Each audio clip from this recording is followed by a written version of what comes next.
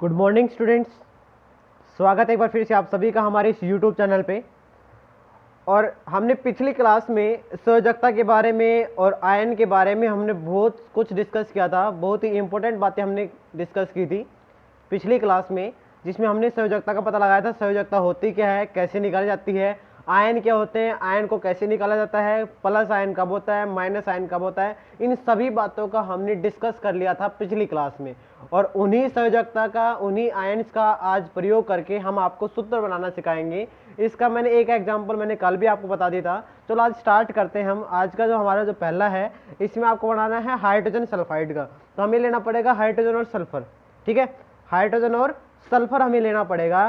तो अब इसके नीचे अब देखो, ये हाइड्रोजन का 1 लिख रखा है। ये तो मैंने कल ही बता दिया था कि हाइड्रोजन की संयोजकता क्या होती है, 1 होती है। सल्फर की कैसे निकालोगे? सल्फर के निकालने के लिए आपको सल्फर का परमाणु संख्या पता होनी चाहिए। अब परमाणु संख्या क्या होती है सल्फर की, आपको याद होगा, मैंने आपको लिस्ट भी दी थी इसकी। सल्फर की परमाणु संख्या होती है 16। कितनी होती है? 16।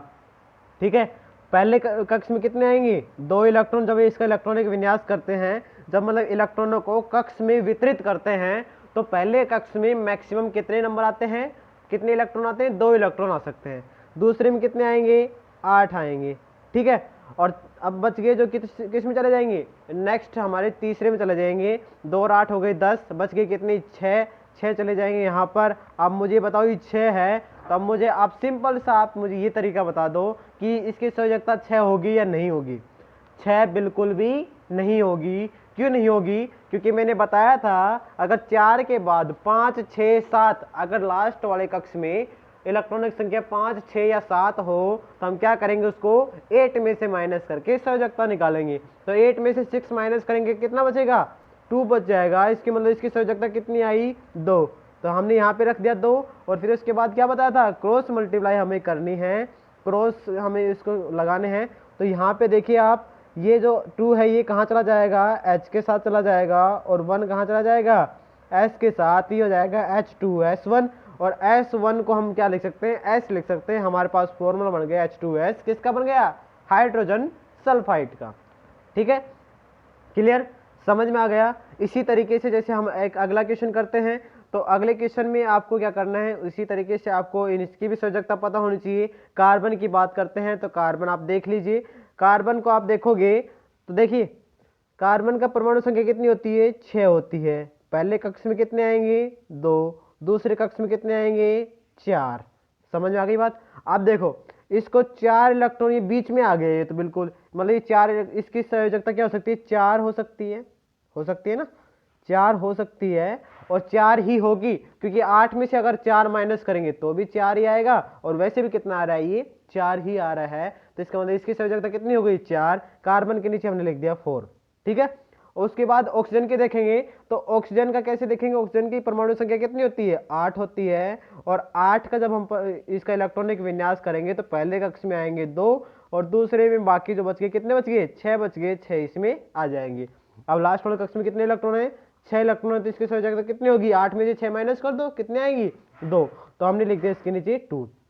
उसके बाद क्या करेंगे? क्रॉस मल्टीप्लाई करेंगे। और क्रॉस मल्टीप्लाई करेंगे जब क्या हो जाएगा? कार्बन के साथ 2 चला जाएगा, और ऑक्सीजन के साथ कितने चला जाएगा? 4 चला जाएगा। अब आप देखो, 2 और 4 आया है यहाँ पे, देख लीजिए आप, C2O4। अब आप देखो इसमें कॉमन क्या आ सकता है 2 और 4 में? देखो ऊपर वाले में कोई कॉमन नहीं था, क्योंकि 2 था और 1 था, कोई कॉमन नहीं आ रहा था। लेकिन इसमें तो कॉमन आ सकता है। क्या कॉमन आ सकता है? 2 और 4 में 2 कॉमन आ सकता है। तो 2 हमने ले लिया कॉमन। जैसे ही हमने 2 कॉमन लिया, तो कार्बन के पास बच गया 1। ठीक है, और ऑक्सीजन के पास कितने बच जाएंगे? 2 बच जाएंगे। तो हमारे पास फॉर्मूला क्या बन जाएगा 2 कॉमन लेने पर? CO2, carbon dioxide. ठीक है, तो इसी तरीके से आपको बाकी सभी फॉर्मूले आपको तैयार करने हैं। बाकी सभी का आपको संयोजकता पता होनी चाहिए। संयोजकता आपको निकाल के देखनी है। आगे मैं एक भी क्वेश्चन आपको नहीं करवाने वाला हूं, आगे आप खुद करोगे। तरीका मैंने आपको बता दिया है किस तरीके से करना है। संयोजकता निकालनी है, संयोजकता को नीचे रखनी है। आप इसकी हेल्प नहीं लोगे, क्योंकि इसमें सॉल्यूशन आपको दे रखा है। आप इसकी हेल्प मत लेना। हेल्प आप खुद की लेना, खुद की आप माइंड की एक्टिविटी चेक करना, क्या मैं निकाल पा रहा हूं या नहीं निकाल पा रहा। नहीं निकाल पा रहे तो भी कोई दिक्कत नहीं है, मैं आपको समझाऊंगा। आप हमें कमेंट करके, रिप्लाई करके आप हमें जरूर बताएं। समझ में आ गया? तो आपको इसकी सहायता कम से कम लेनी है। आपकी इसकी सहायता जी सॉल्यूशन आपको दे रखा है, इसकी सहायता कब लेनी है? सबसे पहले आप खुद निकालो, खुद निकालने के बाद अगर नहीं आ रहा है तो फिर आप दोबारा निकालो, फिर भी अगर आपको नहीं आ रहा है तो आप हमें कमेंट या रिप्लाई करके पूछें। और अगर मैं कमेंट या रिप्लाई करने के बाद मैं अगर आपको आंसर देता हूं और फिर भी अगर आपको समझ में नहीं आता है तब आप इसका यूज कर सकते हैं। समझ आओगे? बाकी ज़्यादा हार्ड नहीं है, आप बिल्कुल ही आसान तरीके से इसको कर लोगे। तो ये तो थे संयोजकता के आधार पर सूत्र का निर्माण करना। अब बात करते हैं हम आयन के आधार पर, क्योंकि हमने कल आयनों की भी चर्चा की थी। आयन की बात करें तो आयन दो प्रकार के होते हैं, एक तो सरल आयन होता है, एक यौगिक आयन होता है। सरल आयन जैसे मतलब एक ही तत्व के आयन होते हैं, एक ही तत्व के आयन होते हैं, सरल आयन कहलाते हैं। ठीक है। और दूसरा क्या होगा? यौगिक आयन क्या होंगे? यौगिक में परमाणुओं का क्या होगा? समूह होगा। तत्वों का क्या हो जाएगा? समूह हो जाएगा। जैसे नाइट्रोजन और हाइड्रोजन का समूह आप देख लीजिए, इसमें NH4 में नाइट्रोजन और इसका हाइड्रोजन का समूह है। आपको इसको ये नाम जरूर याद रखने हैं। Mg2 पॉजिटिव मैग्नीशियम आयन होता है। Ma पॉजिटिव, Ma नहीं है सॉरी, ये Na है, M की जगह Na कर लेना। Na होता है सोडियम आयन। Cl होता है chlorine ion. Al3 positive aluminium ion. और ये तो आपको जरूर याद रखने हैं, ये तो मोस्ट इंपॉर्टेंट है, ये आपको याद रखने हैं। अमोनियम आयन, कार्बोनेट आयन, ठीक है, सल्फेट आयन और हाइड्रोक्साइड आयन। इस तरीके से आपको ये जरूर याद रखने हैं। ये तो है यौगिक, मतलब ये किसी न किसी से जुड़ के बने हैं, ये परमाणु के समूह से जुड़ के बने हैं। और ये आ रहे हैं सिर्फ सिंगल, जैसे Mg मैग्नीशियम क्लोरीन सीधा आ रहा है बिल्कुल। ठीक है, इसके साथ कोई नहीं जुड़ा है। इसके साथ देखो हाइड्रोजन जुड़ रहा है, यहाँ पे ऑक्सीजन जुड़ रहा है, यहाँ पे ऑक्सीजन जुड़ रहा है, यहाँ पे हाइड्रोजन जुड़ रहा है। तो इस तरीके से आपको देखो ये जो जुड़ रहे हैं वो तो यौगिक हैं, और जो सरल रूप से आ रहे हैं वो क्या है? सरल आयन है। समझ में आ गया? आयन क्या मतलब सरल आयन और यौगिक आयन आपको समझ में आ गया होगा। अब बात करते हैं हमारा जो नेक्स्ट टॉपिक है उसका। अगर आपको संयोजकता आती है, अगर संयोजकता से आपको सूत्र का निर्माण करना आता है तो आप इनको बड़े आराम से आप इनको कर सकते हो, कोई दिक्कत नहीं है। बस आपको ध्यान रखना है कि इनके ऊपर आयन क्या होंगे, पॉजिटिव होंगे, नेगेटिव होंगे, कितने नहीं होंगे। ठीक है। और कार्बोनेट का आपको देखो पीछे भी अभी हमने इसमें डिस्कस किया था। कार्बोनेट के देखो ऊपर, कार्बोनेट के ऊपर 2 नेगेटिव था, तो इसलिए देखो यहाँ पे आ गया ना 2 नेगेटिव। आया कि नहीं आया? देखो आप यहाँ पे देखिए 2 नेगेटिव आया कि नहीं आया? इसी वजह से आया है, क्योंकि हमने ये पहले पढ़ लिया। सोडियम का Na पॉजिटिव, एक पॉजिटिव था, और उसके बाद हमने क्या क्रॉस मल्टीप्लाई, हमारे पास फॉर्मूला बन गया। देखो कार्बोनेट था, ये इसकी वजह से तो आ गया कार्बोनेट, और सोडियम का आ गया सोडियम, तो बन गया सोडियम कार्बोनेट। क्लियर? तो इस तरीके से आपको ये फॉर्मूले आपको बनाने हैं।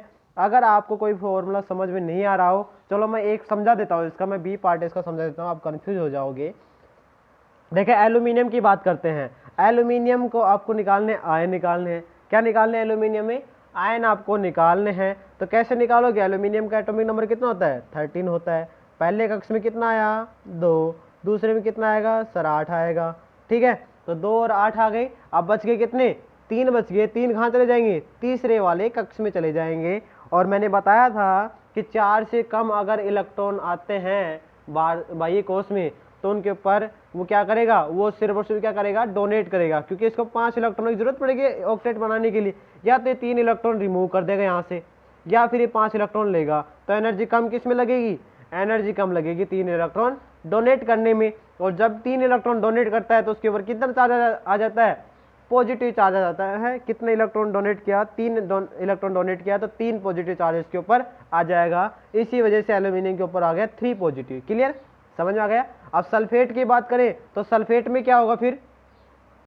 तो सल्फेट का कैसे निकालोगे? सल्फेट का निकालने के लिए आपको देखो, अभी तो मैं आपको थोड़ा सा बेसिक से आप याद रखो, क्योंकि आपको ज़्यादा काम नहीं आने वाला। ये जो मैं समझाने जा रहा हूँ ये आपको बहुत ही कम काम आने वाले हैं, इसलिए तो मैं आपको थोड़ा सा बेसिक से समझा रहा हूँ। बेसिक से आपको इसको ध्यान रखें। देखिए जैसे ये सल्फेट का है, तो सल्फेट में कौन कौन से पार्टिसिपेट कर रहे हैं? सल्फर और ऑक्सीजन। तो सल्फर का एटॉमिक नंबर होता है 16 और ऑक्सीजन का होता है 8, दोनों जोड़ के कितने हो गए? 24। मतलब इन 24 इलेक्ट्रॉनों को हमें क्या करना है? अरेंज करना है। तो अरेंज कैसे करेंगे? पहले कक्ष में कितने आएंगे? 2। दूसरे में कितने आएंगे सर? 8 आएंगे। तीसरे में 8 आएंगे। आएंगे कि नहीं आएंगे भाई? 8 ही तो आ रहे हैं। समझ में आ गई ना? अब देखो 2 8 8 कितने हो गए? 18 हो गए। कितने और बच गए? 6 और बच गए, तो 6 चले जाएंगे लास्ट में। इसमें आप देखो कितने की जरूरत पड़ेगी? इसकी संयोजकता निकालेंगे, कितनी आएगी? शाबाश, जल्दी बताओ कितने इलेक्ट्रॉन क्या करेगा? ग्रहण करेगा या फिर इसको देगा? ये रिमूव थोड़ी करेगा, क्योंकि रिमूव करने के लिए इसको 6 के बराबर एनर्जी लगेगी, और अगर ये 2 इलेक्ट्रॉन ले लेता है तो इसको 2 के बराबर एनर्जी लगेगी। तो सिंपल सा तरीका अपनाएगा, ये 2 इलेक्ट्रॉन क्या ले लेगा, ग्रहण कर लेगा, और जैसे 2 इलेक्ट्रॉन ग्रहण करेगा तो इसके ऊपर कौन सा चार्ज आ जाएगा, नेगेटिव चार्ज आ जाएगा, और इस तरीके से आ गया 2 नेगेटिव। तो ये बेसिक है, बस आपको थोड़ा सा इसका हल्का सा ध्यान में रखना है। बाकी हम जो नेक्स्ट क्लास है हमारी, नेक्स्ट क्लास में जब आगे अगले स्टैंडर्ड में आप चले जाओगे तब आपको बहुत ही डीपली आपको समझाएंगे। अगर अभी भी अगर आपको आवश्यकता पड़ेगी तो भी हम आपको बहुत ही आसान तरीके से संयोजकता निकालना सिखा देंगे, ठीक है। उसके लिए एक ट्रिक है, एक फॉर्मूला है, वो आपको शायद अभी उस पजल में आपको नहीं पढ़ना है। आप सिर्फ इतना ध्यान रखो कि जितना हमारा काम आ रहा है वही हम यूज करेंगे, ठीक है। तो जैसे ये आ गए, ये 2 नेगेटिव आ गए, ये 2 चला जाएगा इसके साथ, और 3 चला जाएगा इसके साथ, और फॉर्मूला बन गया Al2SO4 थ्राइस, और ये फॉर्मूला बन गया एल्यूमिनियम सल्फेट का। तो इस तरीके से आपको सभी फॉर्मूले आपको फाइंड आउट करने हैं, सभी की संयोजकता, सभी के आयन आपको निकालने हैं। आज का होमवर्क सिर्फ और सिर्फ आपके लिए यही है। फिर नोटबुक में कुछ भी नहीं करना है, सिर्फ रफ नोटबुक में आपको सभी की संयोजकता निकालनी है, सभी के आयन्स आपको निकालने, पॉजिटिव आ रहा है कि नेगेटिव आ रहा है, किसका पॉजिटिव आ रहा है, किसका नेगेटिव आ रहा है, ठीक है, किसकी संयोजकता क्या आ रही है। तो इस तरीके से आपको निकालने हैं। सभी की परमाणु संख्या मैंने लिखवा रखी है। बस आज के लिए इतना ही काम करेंगे, बाकी हम करेंगे नेक्स्ट क्लास में। आपने बनाना सीख लिए हैं कि सूत्र कैसे बनाते हैं, आपने सीख लिया है, अच्छे तरीके से सीख लिया है। फिर भी अगर आपको कोई प्रॉब्लम आती है तो आप हमें कमेंट या रिप्लाई करके पूछ सकते हैं। मिलेंगे अगली क्लास में नए कंसेप्ट के साथ, अच्छे कंसेप्ट के साथ। तब तक के लिए दें हमें इजाज़त, मिलते हैं अगली क्लास में। तब तक के लिए नमस्कार।